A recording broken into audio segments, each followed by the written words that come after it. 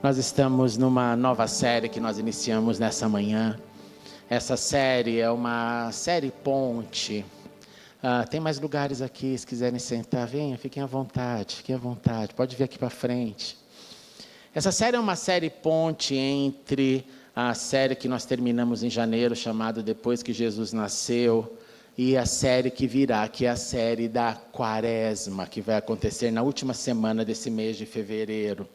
Então é uma série que vai ter somente 3 domingos hoje e mais 2 domingos, e aí entraremos literalmente na vida do ministério de Cristo, seguindo lá as nossas janelas. Olha ali, aqui nós vamos na Quaresma começar ali, com a água sendo transformada em vinho. Mas como essa série então é uma ponte, eu chamei essa série de Preparando o Terreno. Jesus preparando o terreno, depois de tudo aquilo que nós já cobrimos da sua vida, dos eventos depois do seu nascimento, passando por esses momentos finais ali pelo seu batismo. Hoje pela manhã nós falamos sobre a tentação que Jesus enfrentou, tudo ali no momento pré-manifestação pública. E hoje nós vamos por mais um item, que é o item da rejeição em Nazaré, que o Senhor Jesus enfrentou. E essa rejeição em Nazaré é um tema assim, fantástico, e eu quero somente chamar a sua atenção para que você mantenha aí o pensamento em 2 lugares. Primeiro, obviamente, no nosso contexto, que tem a ver com Nazaré, lá a região da Galileia, norte de Israel. Esse é o contexto que nós vamos estudar e refletir.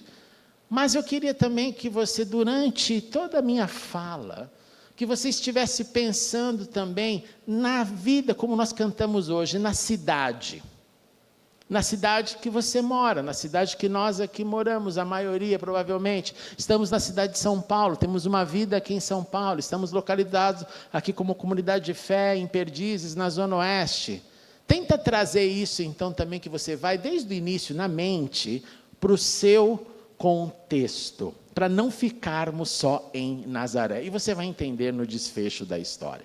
Mas abra então a sua Bíblia comigo no Evangelho de Lucas, no capítulo 4, a partir do verso 14, nós vamos, e mantenha a Bíblia aberta, porque nós vamos navegar por essas águas, eu vou falando e vou explicando, porque é um texto muito rico para nos ajudar nesse preparando o terreno. O texto diz o seguinte: Jesus voltou para a Galileia. E aqui já começa o primeiro detalhe importantíssimo, no poder do Espírito.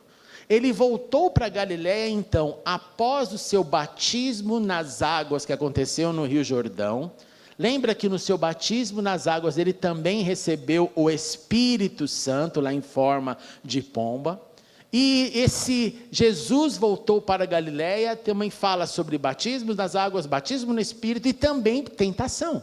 Porque a tentação foi no sul, no deserto da Judéia. Então aqui o evangelista Lucas está dizendo, depois desses eventos importantes, preparando o terreno para a sua manifestação pública, onde depois chegam os discípulos, e aí ele vai começar realmente a operar os seus milagres, ele tem esse momento ali no sul, e agora ele volta para o norte. E o que significa a palavra aqui, voltar para a Galileia? Significa voltar para casa. É como se você falasse, você mora em Santana, mas está falando, vamos voltar para São Paulo. Você não precisa determinar exatamente a zona norte, lá em Santana, onde você mora. Não, estou voltando para São Paulo. Ele está voltando para a Galileia, o texto só quer nos dar o reforço de que ele está cheio do Espírito, e aí, ali naquela região que é a sua região que ele permaneceu depois da volta do exílio, lembra como refugiado no Egito, que ele cresceu em Nazaré. As pessoas o conheciam então como filho de Maria, como filho de José, como membro da sinagoga, como aquele que peregrinava, lembra? Como voltou ao templo para celebrar a Páscoa. Tem uma vida local. E vila pequena, o que acontece? Todo mundo conhece todo mundo. Todo mundo sabe onde todo mundo vive. Todo mundo sabe os momentos que cada família está vivendo, as necessidades, as alegrias. É assim que acontece em qualquer comunidade. E aí o texto dá mais um outro indício importante, dizendo que a sua fama começou a se espalhar. Mas a pergunta que você tem que fazer é o seguinte: fama do quê, se os eventos são tão ainda iniciais? Fama porque esses eventos, apesar de serem bem iniciais, bem no início da sua vida ministerial, começa a ter um impacto na vida das pessoas. E as pessoas começam a repassar essa informação sobre o filho de José e Maria. Meu Deus do céu, ele é um entre nós, e olha o que está acontecendo, olha o que estão falando sobre eles. Falando sobre algumas manifestações, falando sobre alguns dons, falando sobre uma capacidade de ensino, os que peregrinaram com ele para o templo, e que depois de José e Maria terem esquecido ele lá, uau, os rabinos falaram bem dele, falaram que ele tinha palavras, que ele se interessava, ficou ali debatendo, então a notícia começou a correr. E aí, Lucas expande ainda mais, mostrando um status de Jesus, dizendo, ele ensinava nas sinagogas. Se ele ensinava nas sinagogas, ele já estava aqui então com um status de mestre, de rabino, entre ali a sua comunidade. Porque você não entra numa sinagoga e fala, hoje eu vim aqui ensinar. Não, assim como você não entra aqui na igreja e fala, hoje eu vim aqui pregar. Não vai acontecer. Então, ele já tinha credenciais que eram percebidas pela comunidade, e a direção da comunidade, da sinagoga, da assembleia, permitia ele a ensinar. Então, era já um rabino identificado na região da Galileia. No verso 16, o texto vai nos dizer que ele foi então a Nazaré, foi para agora ele entra na sua vila, na sua pequena vila, onde ele foi criado. E aí o texto dá mais um outro detalhe importante, dizendo que era Shabat, que era sábado. E aí ele entrou na sinagoga, e o texto vai dar um outro ponto importante, que esse era o seu costume. O costume de parar no sábado, o costume de celebrar o sábado, o costume de ir para a sinagoga, e levantou-se para ler. Aí você já vê de novo a autoridade dele na própria sinagoga. Ele vai, os rolos estão ali disponíveis, foi-lhe entregue o pergaminho, porque existe sequência na leitura da sinagoga, dividida em porções, a porção do profeta, a porção da Torá, o que nós lemos, o que nós refletimos, qual é o calendário, é assim que funciona até hoje, nas sinagogas. E Jesus ali, olha, profeta Isaías, procura, acha e lê, no que estava escrito, verso 18. O Espírito do Senhor está sobre mim, porque Ele me ungiu para levar boas novas aos pobres. Ele me enviou para proclamar liberdade aos presos e recuperação da vista aos cegos, para libertar os oprimidos e proclamar o ano do favor do Senhor. Leu, todo mundo ouviu, texto conhecidíssimo, o profeta Isaías era um dos mais queridos da Bíblia hebraica. Quando nós achamos as cópias e pergaminhos e manuscritos, Isaías está sempre como número 1 entre os profetas, é o livro mais copiado e mais encontrado. Então todo mundo conhece o texto. Ouviram um texto que fala sobre o ungido de Deus, que vem para dar boas novas, que vem para fazer milagre, que vem para dar vista aos cegos. Então tem o aspecto físico, e proclamar favor, graça, misericórdia do Senhor. Fechou o rolo, devolveu, vai imaginando a cena, devolveu ao assistente, o assistente pega o rolo, coloca na chamada arca, o rolo é guardado, e aí, o que ele faz? Exatamente o que eu fiz aqui, se assenta. Então era costume nas sinagogas ler em pé e pregar sentado. E assentado, todo mundo olhando para ele, meu Deus, o que ele vai dizer agora? O que seria o esperado desse texto? O que você imagina? A expectativa desse texto seria, um dia, quando o Messias chegar, ele vai fazer isso. Um dia, quando o Messias chegar, nós aqui da comunidade de Nazaré, temos essa esperança, quando ele voltar, quando ele chegar na terra, não voltar, ele vai libertar os cativos, ele vai fazer milagres, vai vir uma luz, e muitas outras expectativas, como por exemplo, ele vai tirar todos os romanos da nossa terra, vai nos livrar da ocupação romana, vai acabar esse drama de Roma sobre nós. Essa deveria ser a pregação, essa era a expectativa da mensagem. Mas Jesus, contrariando tudo e a todos, disse o seguinte: hoje se cumpriu o que vocês acabaram de ouvir. Olá, muito prazer, sou eu. A descrição do rolo sou eu. E todo mundo ali admirado, o texto diz, dessas palavras que saíam dos seus lábios, contudo alguém, mas espera aí, mas sou eu? Mas a gente conheceu o pai dele. José já deveria ter falecido nesse momento. Ele era o filho lá de José, poxa, a gente conhece a carpintaria.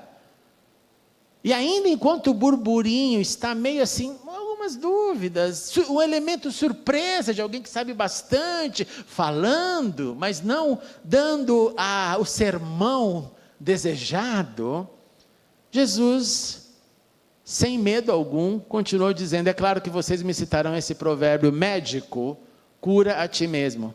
Faz aqui na sua terra o que ouvimos que fizeste em Cafarnaum. Aí os irmãos lá da sinagoga de Nazaré começam a mostrar o bairrismo. O bairrismo estão falando aí que lá em Cafarnaum você já está fazendo algumas coisas. Por que não vai fazer aqui também onde você mora, onde você nasceu, na sua cidade, no seu clã, na sua vila? E aí Jesus fala aquela famosa frase. Em verdade lhes digo que nenhum profeta é aceito na sua própria terra. Essa é uma fala tão interessante porque às vezes você pode viver isso na sua própria casa. Um profeta, uma fala de Deus pode ter problemas de ecoar na sua própria família. Porque geralmente o que se fala dentro de uma família é, se você falhar, se tem 10 itens, você falhar em um, pronto, já perdeu todos os 9. É uma cobrança maior. A cobrança aqui é, peraí, o filho de José, Nazaré, filho de Maria, carpinteiro, não, a matemática não fecha, o julgamento é de um outro nível, a liberdade na vida privada, na vida do outro é maior, é um se intrometendo na vida do outro, como acontece em toda e qualquer família, de maneira natural. E aí Jesus, para não ter dúvida, desenha para eles o quadro. Bom, primeira resposta, não está acontecendo aqui os milagres que eu poderia fazer na minha vida, como já começou a acontecer algumas manifestações fora, porque aqui vocês não estão crendo na prata da casa.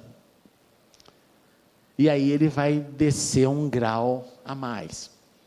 Asseguro a vocês que vai para a história de Israel.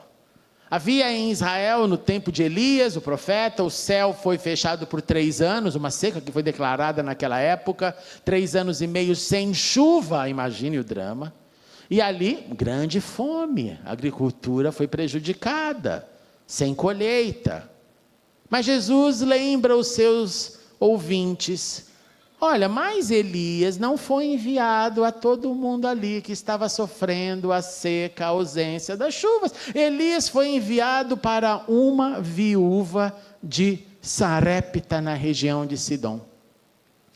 Elias foi enviado por Deus para uma mulher, e para aquela mulher veio uma provisão específica. Todo mundo ouve aquilo, caramba, o que ele está dizendo? Que mulher é essa? E todo mundo lembra da história. Todo mundo sabia da história. O profeta Elias. O Elias do fogo de Deus. Do fogo do Monte Carmelo. O Elias, dupla dinâmica com Eliseu. Todo mundo está ouvindo e ainda a ficha não está caindo. Para cair a ficha, Jesus dá o segundo exemplo. Também havia muitos leprosos em Israel no tempo de Eliseu, o sucessor de Elias. O profeta, mas nenhum deles, nenhum dos muitos leprosos foi purificado, a não ser um estrangeiro que na verdade não era de Israel, assim como a viúva era de Sidom, que também não era de Israel. Jesus está dizendo aqui no segundo exemplo, os de fora foram visitados, os de dentro não foram socorridos.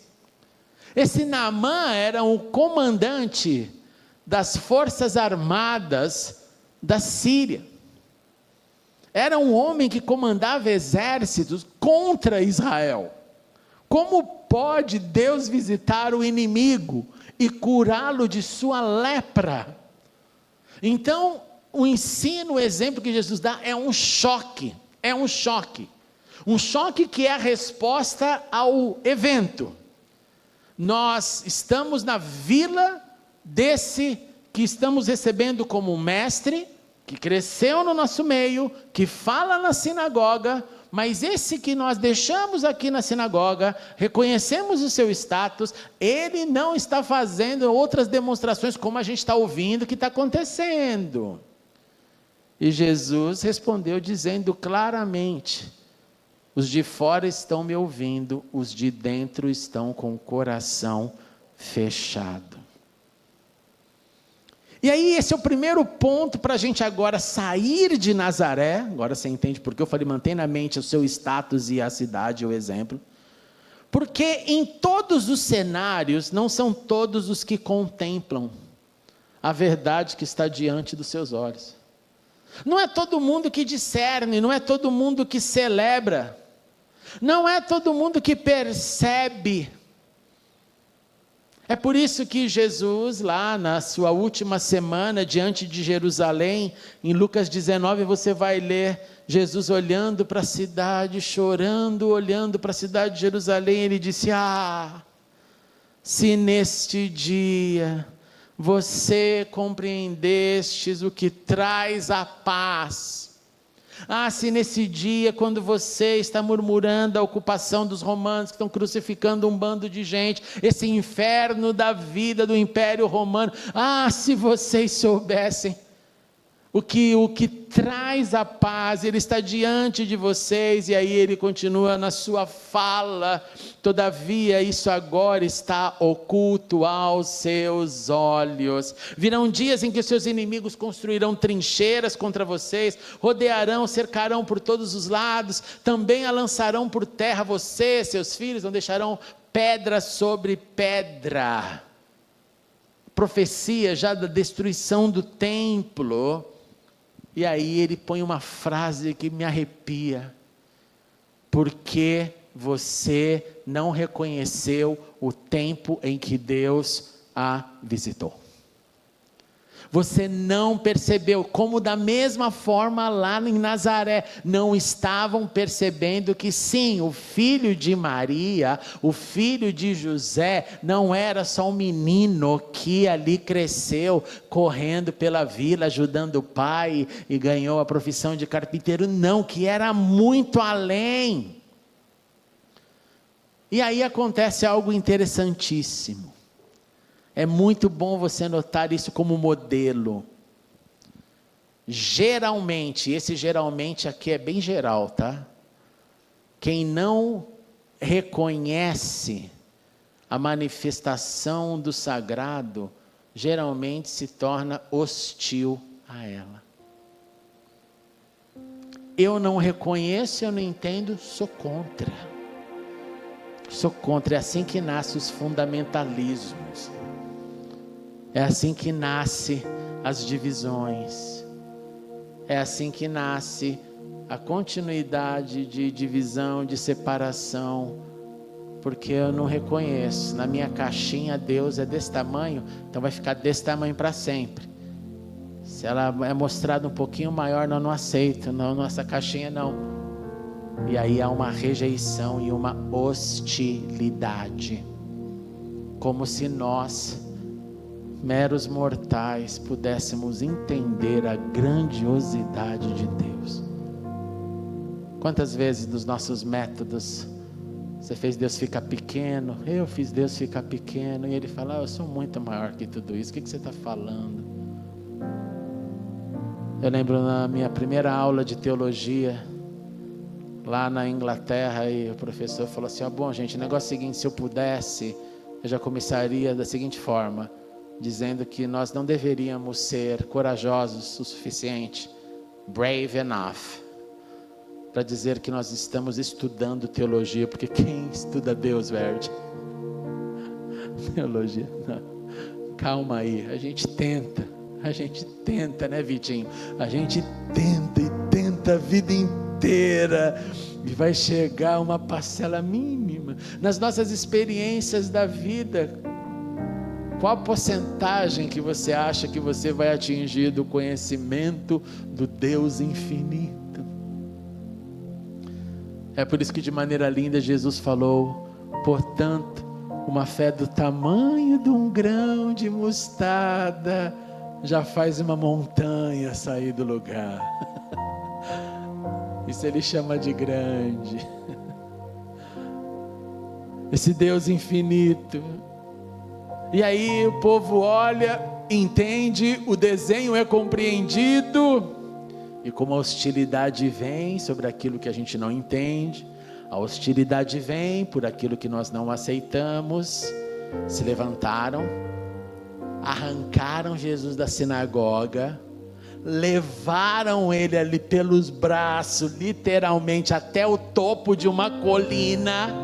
Imagina a cena, não é vamos dar uma volta, foi levado, a multidão ali, o povo, pegaram Jesus e levaram para esse precipício, e o texto é claro, a fim de lançá-lo do precipício abaixo. Por que fizeram isso? Porque reconheceram que Jesus dizer que o que Isaías tinha dito estava acontecendo naquele dia, era uma blasfêmia, então aplicação de pena de morte. Ele foi sentenciado a sentença de morte na sinagoga pelos religiosos. Se você quer ver essa cena, assista The Chosen. É tão bonita essa cena no The Chosen, porque ali o autor decidiu paralisar todo mundo. Ele olha para as pessoas e fala: hoje não, hoje ninguém vai me matar, hoje não é o dia de morrer, hoje não. O negócio está só começando. O negócio está só começando. Mas já é um anúncio do fim do Senhor. Porque não resistem à palavra de poder. E guarde isso no coração. Quando o poder é manifestado, quem não aceita se torna hostil. Vou repetir, eu preciso que isso entre na sua cabeça.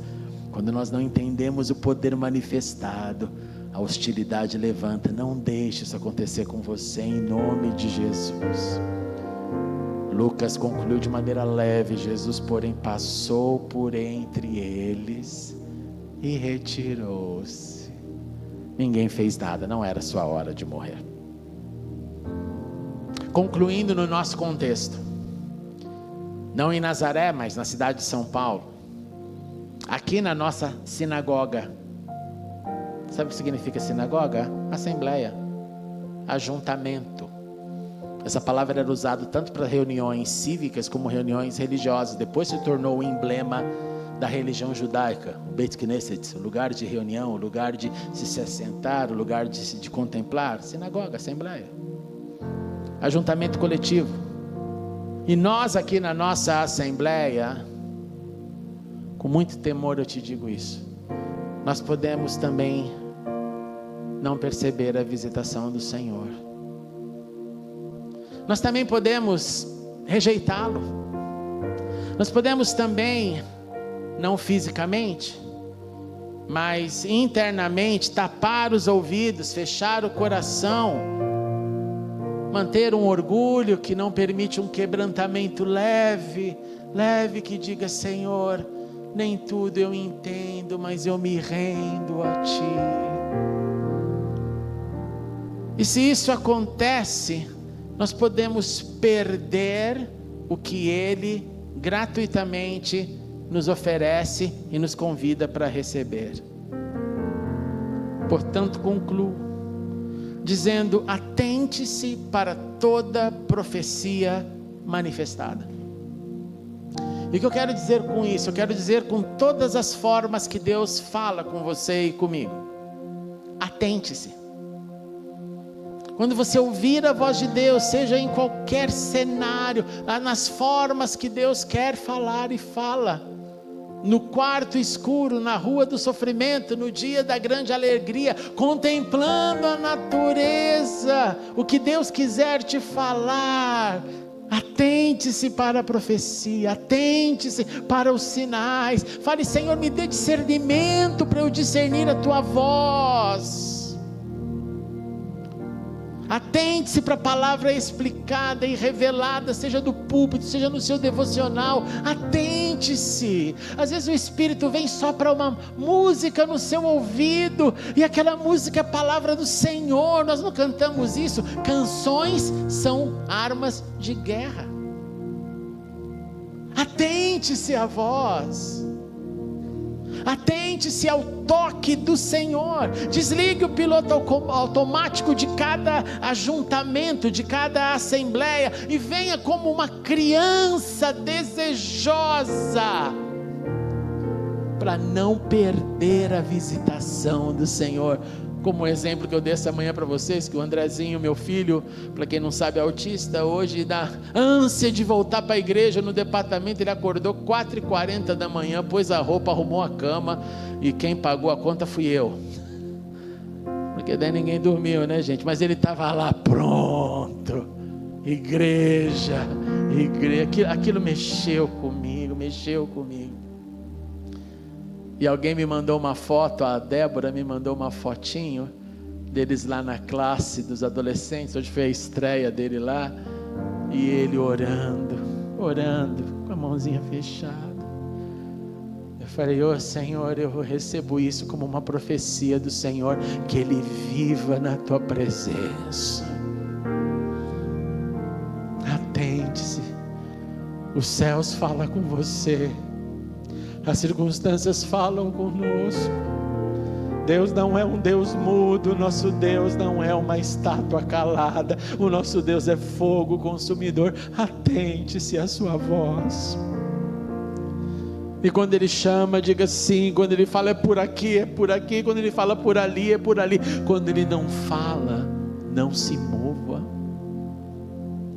Mas atente-se também se não é um coração fechado, que não quer ouvir. Já ouviu, já entendeu, mas não quero, porque isso sai do meu controle. A gente adora controlar as coisas, a gente ama controlar as coisas. E como eu percebo Deus tirando todo o nosso controle, para falando: quem manda sou eu, quem cuido sou eu, quem ama mais sou eu, quem olho com amor sou eu acima, o Senhor acima. Então, em nome de Jesus, nesse culto de ceia, vamos renovar o nosso desejo, dizendo: Senhor, nos ajude a não te rejeitar, mesmo quando a gente não estiver percebendo.